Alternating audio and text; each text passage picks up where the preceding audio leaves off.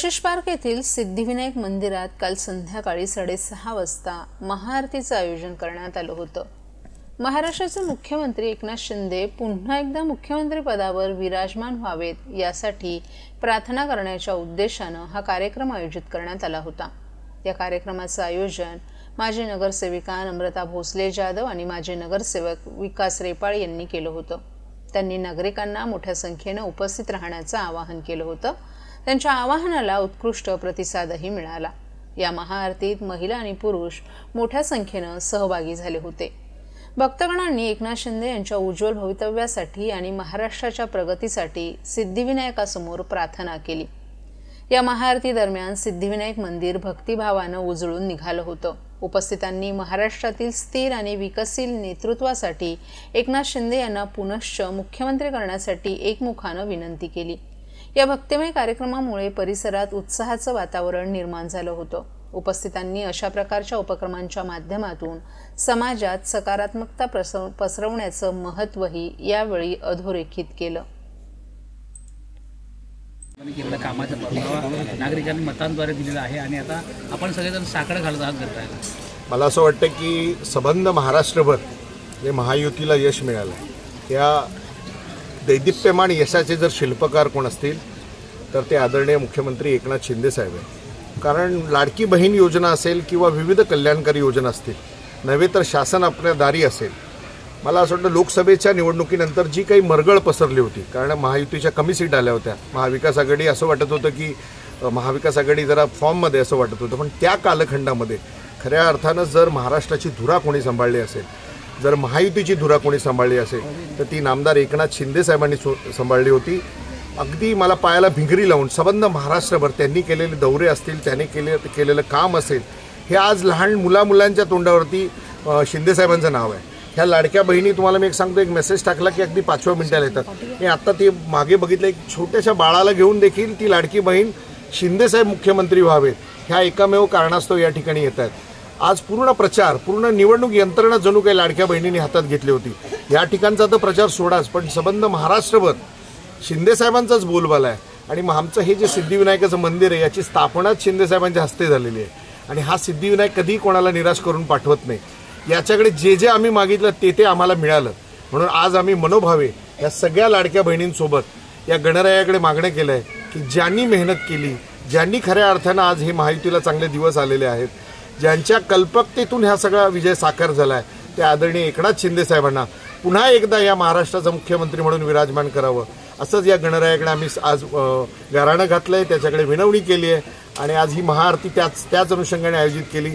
मला असं वाटतं की प्रत्येकाच्या मनात ही भावना आहे की माझ्या घरातला माणूस, हे कोपरी पाचपकडी मतदारसंघ तो सोडा, पण संबंध महाराष्ट्रात जेव्हा तुम्ही जिथे जिथे जाल सर्व धर्म पंथीय सगळ्यांच्या भावना एकच आहेत की पुन्हा एकदा जर महाराष्ट्राला वैभवशाली दिवस दाखवायचे असतील, पुन्हा एकदा महाराष्ट्राचा विकास करायचा असेल तर एकनाथ शिंदे साहेबांनाच पुन्हा एकदा मुख्यमंत्री केलं पाहिजे।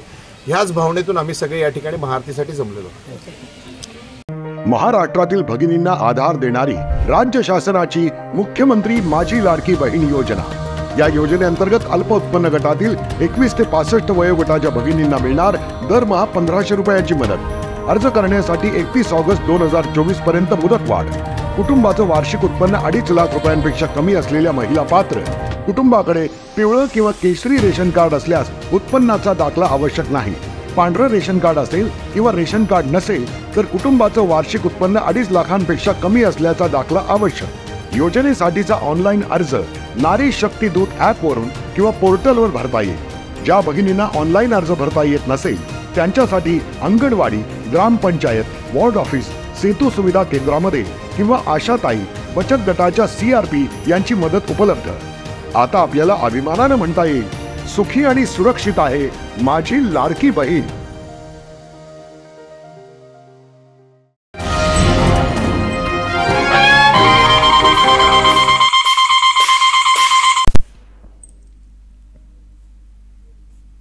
ठाण्यातील कोटनाका परिसरात असलेल्या संविधान चौकात आज संविधानाचं वाचन जनसेवक आमदार संजय केळकर यांनी केलं। ठाणे शहराचे जनसेवक आमदार संजय केळकर यांनी आज संविधान दिनानिमित्त भारतरत्न डॉक्टर बाबासाहेब आंबेडकर यांच्या पुतळ्यास पुष्पहार अर्पण करून यावेळी अभिवादनही केलं। 26 नोव्हेंबर भारतीय संविधान दिन म्हणून संपूर्ण देशात मोठ्या उत्साहात साजरा केला जातो. आमदार केळकर यांच्या मार्गदर्शनाखाली विशाल वाघ, वीरसिंग पारछा यांनी या कार्यक्रमाचं आयोजन केलं होतं. आमदार केळकर यांच्या प्रयत्नातून कोटनाका येथे अशोक स्तंभ तसंच संविधानाची प्रतिमा उभारण्यात आली होती. यावेळी कोकण पदवीधर आमदार निरंजन डावखरे, संजय वाघोले, वीरसिंग पारछा, राजेश गाडे, विशाल वाघ, उषा वाघ, निलेश कोळी, राहुल कुंड, आरिफ बडगुजर आणि स्थानिक नागरिकही मोठ्या संख्येने उपस्थित होते. साहेब, आज संविधानाचं वाचन केलेलं आहे, काय निमित्त? संविधानाच्या निर्मितीला 75 वर्ष आज पूर्ण झाली.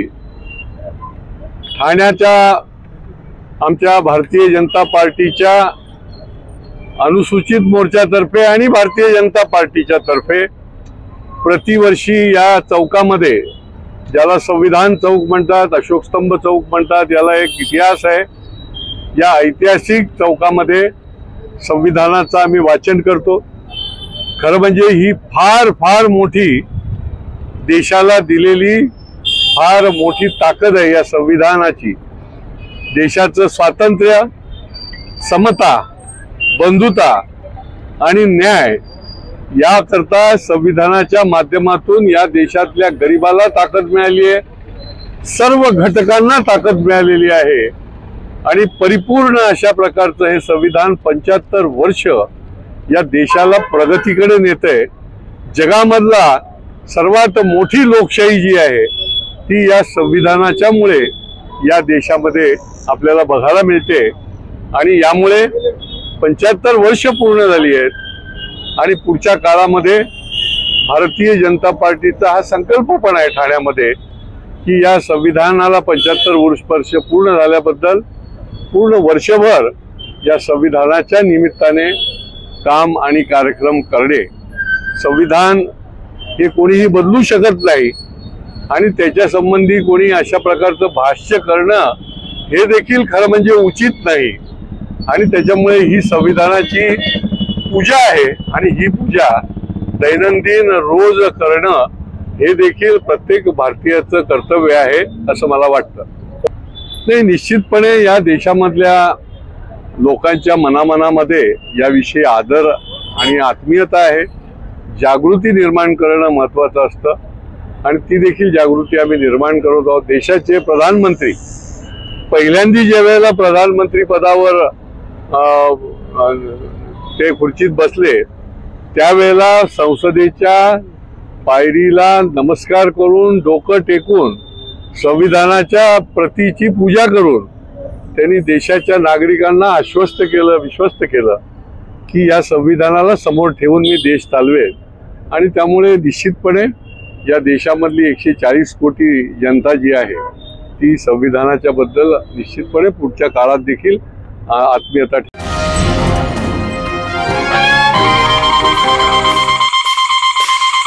ठेवेल. ठाण्यातील इंडोस्कॉट्स ग्लोबल स्कूलच्या प्री प्रायमरी विभागातील शिक्षकांनी विद्यार्थ्यांच्या कल्पनाशक्तीला प्रोत्साहन देण्याकरिता एक अद्वितीय आणि रंगीबेरंगी प्रदर्शन सादर केलं. या अनोख्या कार्यक्रमात विविध विषयांवरील सर्जनशील प्रदर्शनानं पालक आणि विद्यार्थ्यांना मोहून टाकलं. या प्रदर्शनामध्ये विविध आकर्षक विषयांचाही समावेश होता. हंगाम या विषयाद्वारे निसर्गाच्या बदलत्या रूपांचं सुंदर सादरीकरण यावेळी करण्यात आलं. भारत आणि केनिया यांच्यातील सांस्कृतिक विविधता आणि जागतिक संवाद यांचा संगम यावेळी दाखवला. डायनासॉर या जग विषयाद्वारे प्रागैतिहासिक काळाचा रोमांचक प्रवास दर्शवण्यात आला. निरोगी आहार सवयीच्या माध्यमातून आरोग्यासाठी योग्य आहार निवडण्याची प्रेरणा देण्यात आली. प्राणी या विषयातून प्राणी जगताचे अद्भुत दर्शन घडवण्यात आलं. सौरमाला या विषयाद्वारे अवकाशातील अद्भुत रहस्यांचा शोध मांडण्यात आला. या प्रदर्शनासोबतच मुलांसाठी खेळांद्वारे शिक्षण देणारे विविध उपक्रम घेण्यात आले होते. मॅडम, आज एक वेगळा संकल्प या ठिकाणी आयोजित केलेला आहे. मुलांना खेळाच्या माध्यमातून शिक्षण देण्याचा प्रयत्न केला जातो, काय सांगता? हो, आजच्या आमचा हा दिवस खूप उत्साहाने भरलेला आहे आणि खूप स्पेशल आहे हा दिवस, कारण 23 नोव्हेंबर हा दिवस गाजला जाणार आहे. या दिवशी आम्ही आमच्या इंडोर स्कॉट्स मध्ये edu play, the joy of learning, exhibition, cum fun, cum learning, hands on learning, experiential learning हे ठेवलेलं आहे. या माध्यमाने मुलं खेळतात आणि शिकतात. जर त्यांना हे सिच्युएशन दिलीच नाही की खेळण्याची, तर ते कसं शिकणार? म्हणून हा फन आहे, गेम्स आहेत आणि वेगवेगळे सेक्शन्स ठेवले आहेत. तुम्ही बघणार तर मायसेल्फ पासून सुरू होऊन सीझन्स आहेत, व्हेरियस सीझन्स, त्यानंतर फार्म ॲनिमल्स, एक्वॅटिक ॲनिमल्स त्याची टीम ठेवली आहे. सोलार सिस्टीम एवढं सुंदर बनवलं आणि त्या निमित्ताने आपण तसा गेम अरेंज केलेला आहे. अजून आम्ही इंडिया आणि Kenya, our India, incredible India आणि various different countries like Kenya, we have kept all the artifacts here and games here and children are enjoying. Please visit this. It's a wonderful event. Don't miss it. Thank you.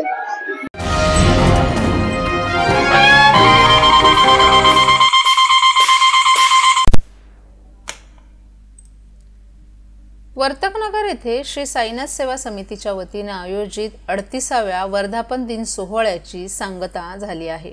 हा विशेष सोहळा शनिवारी 23 November पासून 25 November या कालावधीत साजरा करण्यात आला.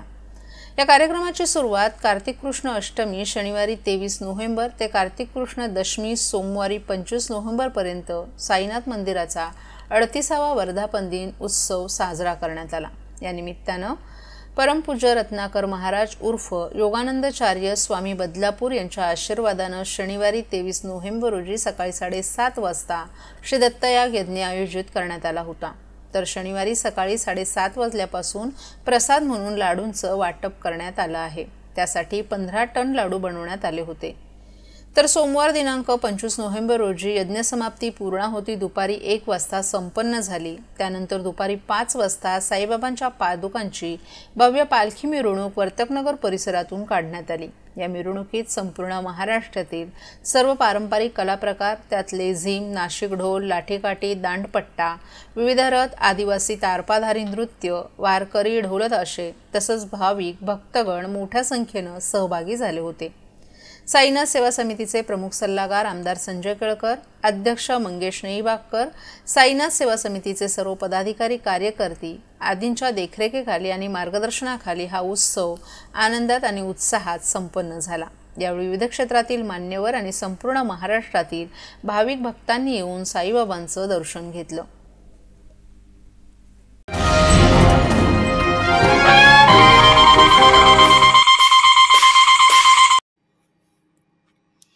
कोपरी पाचपाकडी मतदारसंघातील मुख्यमंत्र्यांचे प्रतिस्पर्धी उमेदवार मनोज शिंदे यांनी शिवसेनेत प्रवेशाची घोषणा केली आहे. मुख्यमंत्र्यांच्या पत्नी लता शिंदे यांच्या उपस्थितीत आज मनोज शिंदे यांनी घोषणा केल्यानं हा निर्णय चर्चेचा विषय ठरलाय.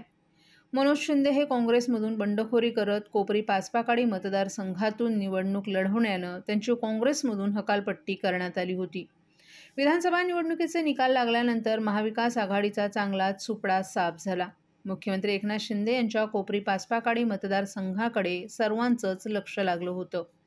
मात्र शिवसेना उद्धव बाळासाहेब ठाकरे पक्षाकडून उमेदवारी जाहीर होताच एकतर्फी निवडणूक होणार असल्याची चर्चा होती. त्याचवेळी काँग्रेसमधून बंडखोरी करत मनोज शिंदे यांनी या निवडणुकीत उमेदवारी अर्ज भरल्यानं ते चर्चेत आले. उद्धव बाळासाहेब ठाकरे पक्षाचे उमेदवार असताना काँग्रेसचे मनोज शिंदे यांनी निवडणुकीत सहभाग घेतल्यानं त्यांची काँग्रेसमधून हकालपट्टी करण्यात आली होती. दरम्यान निवडणुकीचा निकाल लागताच मनोज शिंदे यांनी एकनाथ शिंदे यांच्या शिवसेनेत प्रवेशाची घोषणा केली. लवकरच महायुतीचा शपथविधी सोहळा पार पडल्यानंतर एकनाथ शिंदे यांच्या हस्ते प्रवेश करणार असल्याचंही मनोज शिंदे यांनी सांगितलं.